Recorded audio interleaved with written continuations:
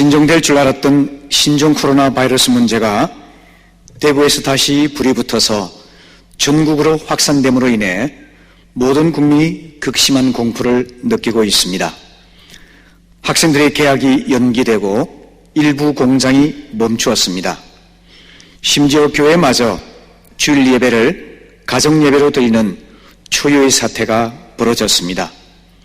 정말 예기치 못했던 폭풍우가 대한민국을 덮친 것 같습니다. 이처럼 극심한 환란의 때에 우리는 어떻게 해야 될까요? 오늘 본문 마태복음 14장 22절에서 33절 말씀에서 예수님께서는 폭풍을 만나 사투를 벌이고 있는 제자들을 찾아와서 말씀하십니다. 나니 두려워하지 말라. 오늘 우리의 눈이 열려서 주님을 보게 하시고 주님의 위로와 격려의 음성을 듣고 삶의 소망을 얻게 되기를 바랍니다. 오늘 말씀이 알려주는 예수님은 어떤 분이실까요? 먼저 기도하시는 예수님의 모습을 발견할 수가 있습니다. 오늘 본문의 배경을 간단하게 설명드릴 필요가 있겠습니다. 본문은 예수님께서 보리떡 5개와 물고기 2마리로 5,000명을 먹이신 오병이어 사건 직후에 일어난 이야기입니다.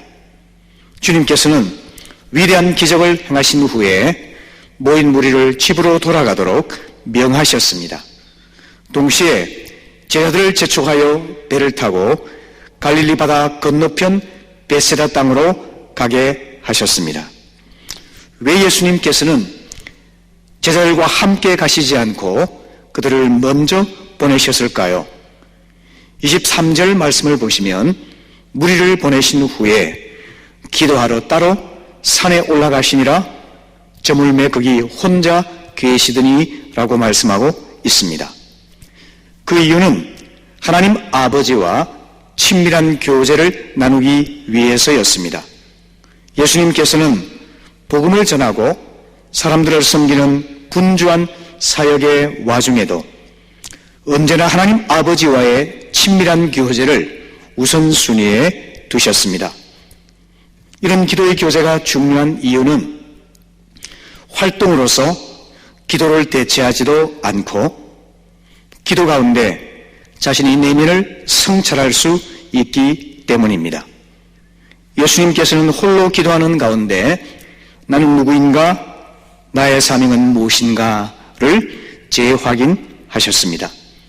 하나님 앞에서 나의 정체성과 사명을 정직하게 재확인하게 될 때 우린 세상의 헛된 영광을 구하다 마음이 변질되어 마귀의 시험에 빠지는 우를 범하지 않게 되는 것입니다. 오늘의 본문과 동일한 사건을 다루고 있는 요한복음 6장은 보리떡 5개와 물고기 2마리로 5,000명을 먹이시는 예수님의 신적인 능력에 놀란 백성들이 예수님을 억지로 왕으로 삼으려 했던 것을 보고하고 있습니다. 백성들의 절대적인 인기와 명성을 얻은 지금이 바로 자신이 세속적인 메시아로 변질될 수 있는 위험한 유혹의 때임을 아시고 주님께서는 홀로 산으로 가셨던 것입니다. 요한복음 6장 15절에서 그러므로 예수께서 그들이 와서 자기를 억지로 붙들어 임금으로 삼으려는 줄을 아시고 다시 혼자 산으로 떠나시니라 말씀하신 대로입니다. 하나님과 독대하는 가운데 자신의 사명이 육신의 떡을 먹임으로써 세상의 영광을 얻는 것이 아니라 십자가의 죽음을 통해서 생명의 떡이 되는 것임을 재확인하신 것입니다. 예수님의 기도 습관은 복음서에서 너무나도 뚜렷하게 나타나는 모습이었습니다. 예수님께서는 광야에서 기도하셨습니다. 산에서 기도하셨습니다. 다락방에서 기도하셨습니다. 겟세마네 동산에서 기도하셨습니다. 새벽에 기도하셨고 저녁에 기도하셨습니다. 때로는 밤을 새워 기도하셨습니다. 고민이 될 때 기도하셨고 큰일을 앞두고 기도하셨습니다.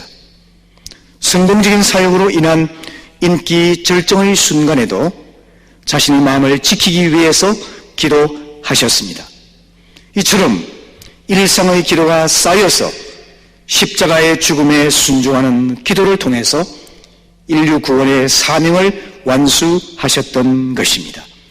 예수님께서 이처럼 자주 그리고 열심히 기도하셨다는 사실은 좀 의아스럽게 느껴질 수도 있겠습니다. 왜냐하면 사실 예수님은 기도하지 않아도 될 뿐이기 때문에 그렇습니다. 예수님 자신이 완전하신 하나님의 아들이므로 기도로서 하나님의 도움을 요청할 필요가 없을 것 같은데 오히려 주님께서는 이 땅에 계신 동안 생활 속에서 기도하심으로써 하나님을 의지하셨습니다. 이런 점에서 예수님은 우리의 신앙적인 모델이 되어주고 계십니다. 주님께서는 종종 제자들을 위해서 기도하셨습니다. 특별히 주님께서는 십자가를 지시기 전날 밤 베드로를 위해 기도하시면서 이렇게 말씀하십니다. 누가복음 22장 31절에서 32절 말씀입니다.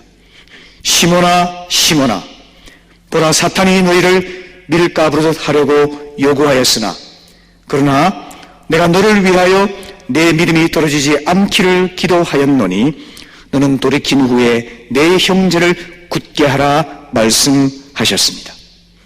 오늘의 본문에서도 예수님은 홀로산에서 기도하시던 중 제자들을 위해 중보기도 하셨습니다. 그리고 예수님의 기도는 깊은 밤 제자들이 바다에서 풍랑을 만나 목숨이 위태로운 지경에 이를 때까지 계속되었던 것입니다. 이처럼 우리 주님은 하나님 아버지와 친밀한 교제를 나누시기 위해서 기도하셨습니다. 위대한 성공 이후에 사탄의 시험에 넘어지지 않기 위해서 기도하셨습니다. 또한 제자들을 위해서 중보하시기 위해서 기도하셨습니다. 이처럼 기도를 생활화하셨고 호흡하듯이 기도하시면서 기도를 생명처럼 소중하게 여기셨습니다. 예수님께서는 오늘도 하나님의 보좌 우편에 앉아 하나님 자녀 한 명도 마귀에게 뺏기지 아니하고 천국에 안전하게 이를 때까지 보존되도록 기도해주고 계십니다. 그럼 예수님의 기도를 받고 있는 성도가 멸망할 수가 있겠습니까? 결코 그럴 수가 없는 것입니다. 겟세마네 동산에서 우리를 위하여 눈물 짓고 기도하신 그 예수님께서 오늘 이 시간 저와 여러분을 위해서 기도해 주심을 믿으시기 바랍니다. 그리고 그 어떤 인생의 풍랑 앞에서도 결코 두려워하거나 낙심하지 않는 성도가 되시기 바랍니다. 또한 예수님께서 늘 호흡하듯이 기도하면서 하나님과 교제하시고 하나님의 인도를 따라 사셨던 것처럼 우리도 모델이 되신 예수님의 본을 받아서 매 순간 매 발걸음 기도하는 습관을 길들여 가시기를 바랍니다. 아멘. 아멘. 두 번째, 우리는 찾아오시는 예수님 모습을 발견할 수가 있습니다. 25절 말씀을 보시면은 밤 사경에 예수께서 바다 위로 걸어서 제자들에게 오셨더라 말씀하고 있습니다. 예수님은 기도하러 홀로 산에 올라가셨고 제자들은 먼저 배를 타고 갈릴리 바다를 건너는 중이었습니다. 해가 저물고 밤이 깊어졌습니다. 그런데 제자들이 탄 배가 폭풍을 만나 목적지로 가지 못하고 이리저리 흔들리며 뒤집힐 위험에 처하고 만 것입니다. 파도와 싸우는 시간이 길어져서 밤 사경이 되었다고 성경은 말씀합니다. 밤 사경은 새벽 2시부터 4시까지의 시간을 말합니다. 그러니까 제자들은 약 8시간을 거친 파도와 싸우며 고통을 겪고 있었던 것입니다. 제자들이 폭풍에 맞서서 죽느냐 사느냐 사투를 벌이고 있던 바로 그 시간, 기도하시던 예수님께서는 제자들이 처한 위험을 아시고 그들을 돕기 위해서 어둠을 뚫고 산에서 내려와서 바다로 향하여 가셨습니다. 예수님은 풍랑 가운데서 고생하며 힘겹게 노를 저어가는 제자들을 보시고서 그들에게 다가오셨습니다. 그리고 말씀하십니다. 안심하라, 나니 두려워하지 말라고 말입니다. 갈릴리 바다에 익숙한 한 어부였던 제자들조차 자신의 힘으로 감당할 수 없는 불가항력적인 폭풍을 만났지 않습니까? 그처럼 우리 삶에도 우리의 능력과 노력으로 감당할 수 없는 인생의 폭풍우가 몰아칠 수도 있습니다. 그러나 우리가 무슨 폭풍우와 사투를 벌이는 바로 그때 늘 우리를 위해 기도하시던 주님께서는 친히 산에서 내려와 바다를 건너 우리에게로 다가오시는 것입니다. 이 얼마나 위로와 소망이 되는 진실인가요? 성도 여러분, 이것을 믿음으로 받아들이시기 바랍니다. 우리가 풍랑과 고통에 휩싸여 있을 때라도 주님께서 오시면 안심입니다. 인생의 풍랑이 몰아친다 할지라도 예수님이 나와 함께 계시면 그 풍랑이 결코 나를 무너뜨릴 수 없는 것입니다. 우리의 연약함을 아시는 주님께서는 인간이 이해할 수 없는, 상상할 수 없는 놀라운 능력으로 우리를 도와주실 것입니다. 여러분, 주 품에 품으소서라는 곡을 들어보셨을 것입니다. 주 품에 품으소서, 능력의 팔로 덮으소서, 거친 파도 날 향해 와도 주와 함께 날아오르리. 폭풍 가운데 나의 영혼 잠잠하게 주를 보리라 하는 곡이죠. 우리 각자를 사랑하셔서 우리를 위해 당신의 목숨을 희생하신 주님께서는 우리가 인생의 폭풍을 속에서 사투를 벌이고 있을 때 결코 고아처럼 내버려 두지 않으십니다. 찾아오셔서 함께 하시고 도와주시는 것입니다. 이와 같이 하나님께서 자녀로 삼으신 백성들을 향해서 주시는 위로와 격려의 말씀이 있습니다.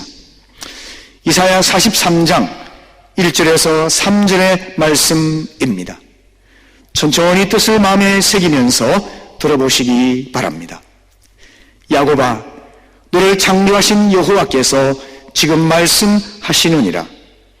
이스라엘아, 너를 지으신 이가 말씀하시느니라. 너는 두려워하지 말라. 내가 너를 구속하였고 내가 너를 지명하여 불렀나니 너는 내 것이라. 내가 물 가운데로 지날 때에 내가 너와 함께 할 것이라. 강을 건널 때에 물이 너를 침몰하지 못할 것이며 내가 불 가운데로 지날 때에 타지도 아니할 것이요 불꽃이 너를 사르지도 못하리니 대전하는 여호와 내 하나님이요 이스라엘의 거룩한 이요 내 구원자임이라 말씀하고 계십니다. 이처럼 주님은 하나님의 자녀를 고아처럼 내버려 두지 아니하십니다. 우리가 고난과 위기의 폭풍을 만났을 때 찾아와서 도와주십니다. 그리고 말씀하십니다. 안심하라, 나니 두려워하지 말라고 말입니다. 지금 우리가 예상하지 못했던 코로나 바이러스로 인해서 큰 고통을 겪고 있는 것처럼 하나님을 숨기는 백성에게도 시련과 역경의 물결은 몰아쳐올 수가 있습니다. 분명코 예수님께서 명하신 길을 순종해 가고 있음에도 불구하고 고난의 풍랑이 몰아쳐올 수도 있는 것입니다. 이럴 때 우리는 이런 생각을 할 수가 있겠죠. 나는 분명히 예수님을 믿고 있는데도 왜 이런 고난이 닥치는 것일까? 나는 충성스럽게 교회를 섬기고 있는데도 왜 질병의 고통이 끊이지 않을까? 왜 가정에는 문제가 사라지지 않고 일터의 문제는 풀리지 않을까? 이런 의문을 품고 회의를 느끼거나 낙심할 수도 있을 것입니다. 하지만 바로 그때 여러분 안심하시기 바랍니다. 왜냐하면 풍랑을 만나 사투하고 있는 그 순간에도 주님께서는 제자를 위해서 기도하시고 지켜보시며 또한 찾아오셔서 함께 하시고 도와주시기 때문입니다. 우리에게 고통과 고난이 있다 할지라도 그 길은 주님께서 선한 섭리 속에 다스리고 계신 길입니다. 그리고 마침내 최선의 길로 인도해 주실 것을 믿습니다. 심지어 모든 것이 순조롭고 평탄할 때에는 깨닫기 힘든 특별한 은혜를 우리는 주님 같은 폭풍우를 통과하면서 체험할 수가 있는 것입니다. 그렇기 때문에 여러분, 우리가 알거니와 하나님을 사랑하는 자, 곧 그 뜻대로 부르심을 입은 자들에게는 모든 것이 합력하여 선을 이룬다는 로마서 8장 28절의 말씀을 기억하시기 바랍니다. 그러므로 여러분 안심하십시오. 주님께서 위하여 기도해주고 계십니다. 과처럼 내버려 두지 아니하시고 폭풍 속에 고통받는 우리를 향해서 다가오십니다. 그리고 함께 하십니다. 또한 말씀하십니다. 보라, 세상 끝날까지 내가 너희와 함께 하리라. 내가 결코 너희를 버리지 아니하고 너희를 떠나지 아니하리라고 말씀입니다. 이 위대한 약속의 말씀을 붙들고 인생에 몰아친 폭풍으로 인해 두려워하거나 낙심하지 마시고 약속을 시행하시는 주님을 바라봄으로 평화를 누리시고 승리하시기를 바랍니다. 아멘. 아멘. 그리고 마지막으로 오늘 우리의 이 본문의 말씀을 통해서 하나님의 아들이신 예수님을 분명히 알아야 할 필요가 있습니다.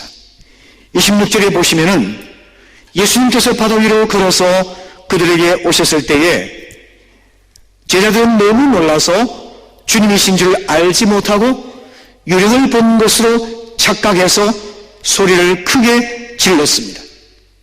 깊은 밤중에 폭풍 치는 바다를 걸어본 사람은 누구나 귀신이 아닌가 생각하고 머리카락이 쭉 펴서는 두려움에 사로잡힐 수가 있지 않겠습니까?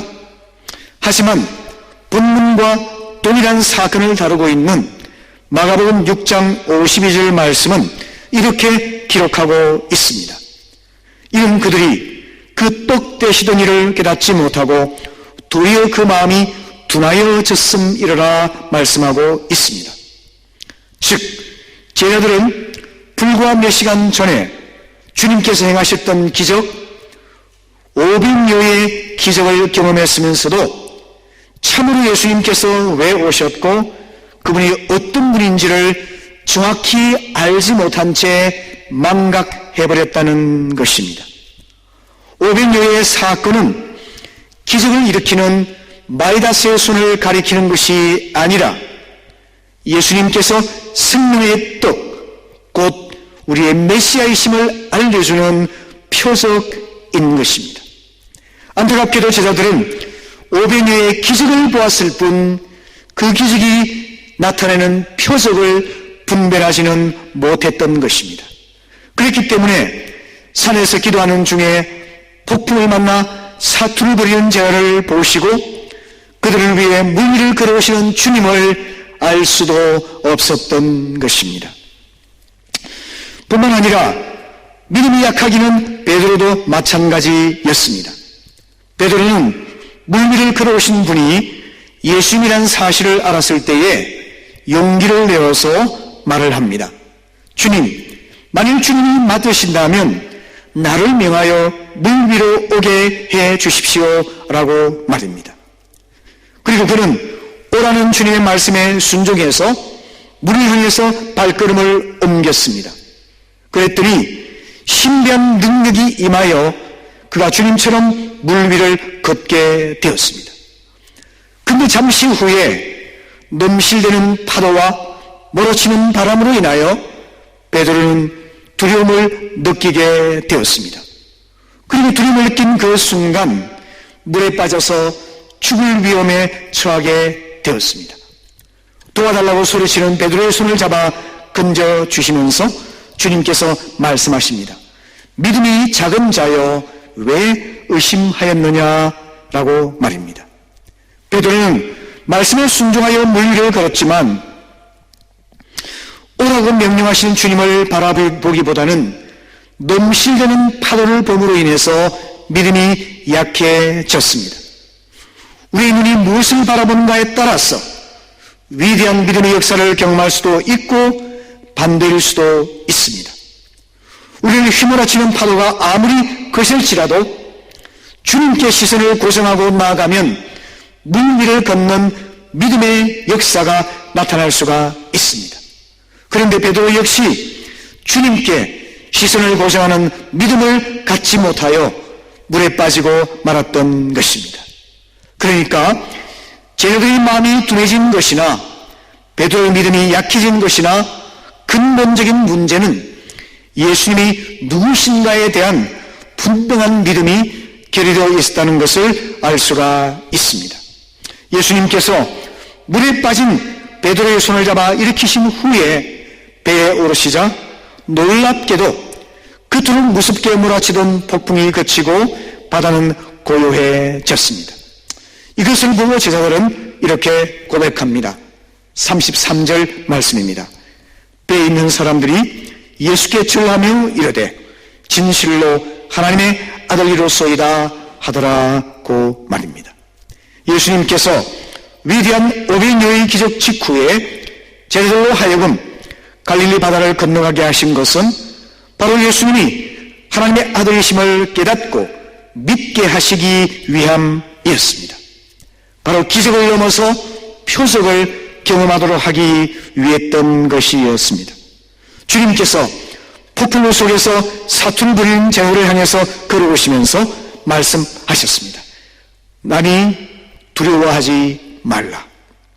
여기서 나다라는 표현은 특별한 뉘앙스를 풍기고 있지 않습니까? 여호와 하나님께서 떨기나무 불꽃 가운데서 모세를 만나셨을 때에 모세는 하나님의 이름이 무엇이냐고 묻습니다. 그때 하나님께서는 이렇게 대답을 하십니다. 출애굽기 3장 14절 나는 스스로 있는 자니라. 이러한 표현은 하나님 스스로 존재하는 자, 곧 자존자라는 선언입니다. 그분은 시작도 끝도 없이 영원히 존재하는 분이라는 뜻입니다. 어느 누구에게도 의존하지 아니하고 자유롭게 일하시는 분이라는 뜻입니다. 온 세상 만물을 말씀으로 만드시고 자연 세계를 주관하시는 분이라는 뜻입니다. 나아가서 천사와 귀신들을 비롯한 모든 영적 존재를 다스리시는 절대적이고 유일한 통치자라는 선언인 것입니다. 여호와 하나님께서 모세에게 하셨던 자기 표현을 오늘 예수님께서는 동일하게 제자들에게 하고 계십니다. 나다라고 하는 이 말씀은 나는 스스로 존재하는 자라는 그 여호와 하나님의 말씀, 하나님과 동등한 자시고 하나님의 아들로서 이 땅에 보냄받은 자라는 것을 선언하고 계신 것입니다. 사랑하는 성도 여러분, 여러분은 예수님을 누구라고 생각하고 계십니까?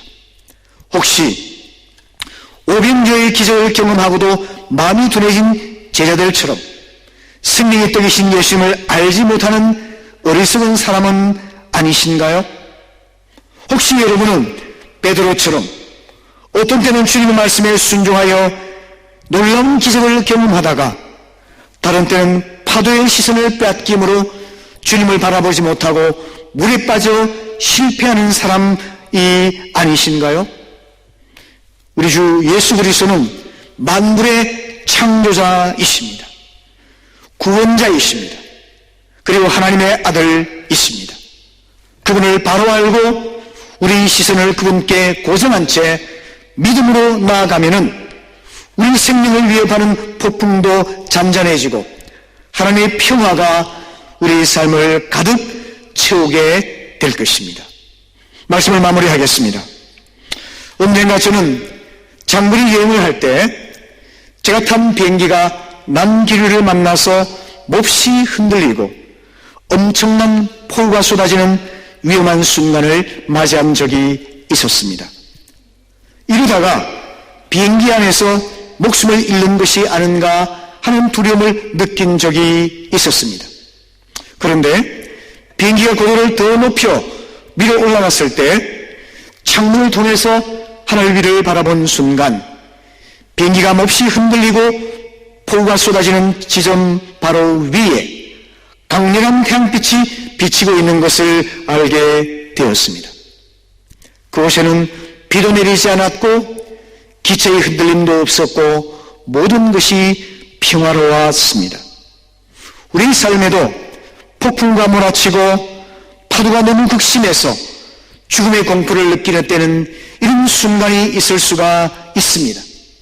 힘이 빠지고 낙심되어서 소망을 가질 수 없는 때도 있을 수가 있습니다. 이럴 때에 우리 주님이 어떤 분인지를 올바로 알고 그분을 바라보면 빛 되신 주님께서 말씀하십니다. 안심하라, 나니 두려워하지 말라. 그러면서 우리를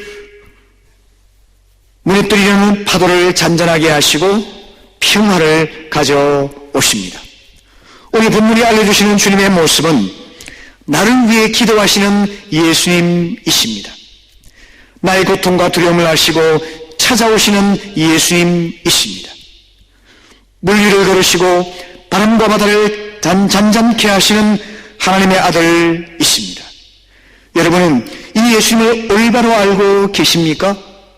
그분을 올바로 믿고 계십니까? 그러한 영적인 눈이 열리시기를 바랍니다. 마음이 둔해지거나 믿음이 약해지지 아니하고 오직 시선을 주님께 고정하고 바라보시기를 바랍니다. 그래서 안심하라, 나니 두려워하지 말라 하신 주님 말씀대로 우리의 삶에 주님의 평화가 임하고 주님의 권세가 드러나서 폭풍 몰아치는 환난의 때 우리의 삶의 평화가 회복되고 무사람들이 주님께 돌아오는 복음의 문이 열릴 수 있기를 축복합니다. 아멘. 아멘.